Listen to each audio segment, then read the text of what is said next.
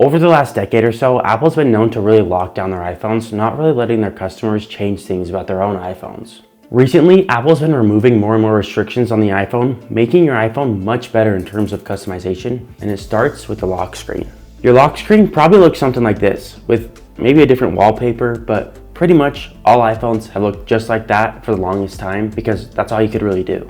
But now the lock screen is completely customizable, which you can do so if you just tap and hold. Now you're in the lock screen menu, which lets you add all sorts of different lock screens and wallpapers, kind of like watch faces on an Apple Watch. Let's say I pick this weather lock screen, which actually changes based on the current weather conditions. Going from top to bottom, you can add all sorts of things to the lock screen. For example, you can add widgets right above the clock, and since this is going to be my fitness focus, I'm going to add the workout widget. Then you can change the font on everything in the lock screen, but they don't give you a ton of options. I wish they would just open it up to all of Apple's fonts that they have like on the Notes app or Numbers, something like that. Instead, they give you just a couple. Then you can choose the color of everything to kind of match your wallpaper, but I always just choose the easiest color to see on your wallpaper. Just below the clock, there's another place to add up to 3 widgets, like battery life or a shortcut to a certain app you like. I'll also talk about shortcuts a little later in the video, but for now, I need to talk about the biggest lock screen update from iOS 18. For the longest time on your lock screen, we've had a flashlight on the bottom left and a camera on your bottom right, and we've never been able to change them. But now that finally changes, and we can change these to whatever controls we want. Now we can go to the home menu, which has a lot of tricks from iOS 18, like the ability to put apps wherever you want. As you see here, I've kind of made an X with my apps, just because I can, I guess.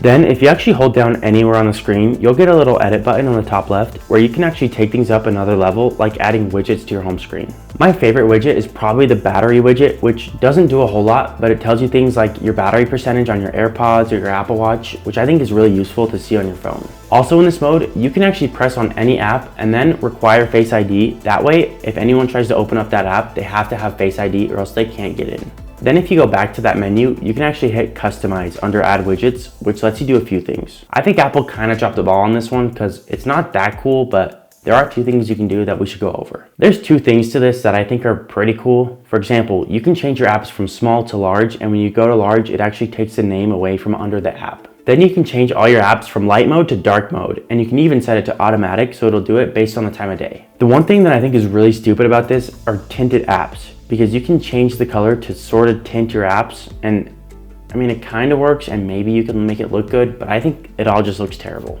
iOS 18 also made upgrades to Control Center, which brought things like multiple pages, the ability for third-party apps to add new controls, and the ability to move and resize your controls. I know a lot of people don't like this, but personally, I've started to really like it now that I'm in the habit and know where everything is. Okay, before we get into the Shortcuts app, I want to talk about the physical buttons like the camera control and the action button. If you go into settings, then camera, you'll find the camera control, which lets you customize the camera control or even turn it off completely. Then you've got the action button, which replaces the silent switch and by default acts as a silent switch, but if you go into settings, you can actually change it to whatever you want. For example, I have it set to open up my favorite app.